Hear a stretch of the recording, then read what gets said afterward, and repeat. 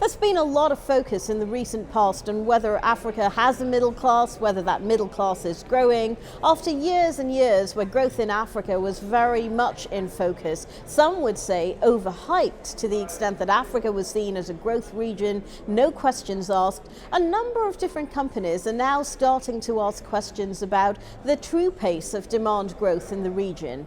Different studies have been done and these yield different results. The African Development Bank, very famously a few years ago, suggested that if they were to adopt an African measure of middle class, at least 1/3 of the region's population would be seen as middle class.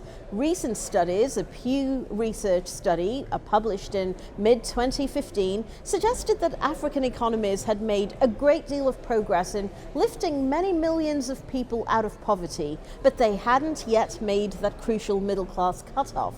The question we should be asking is, does it ultimately matter?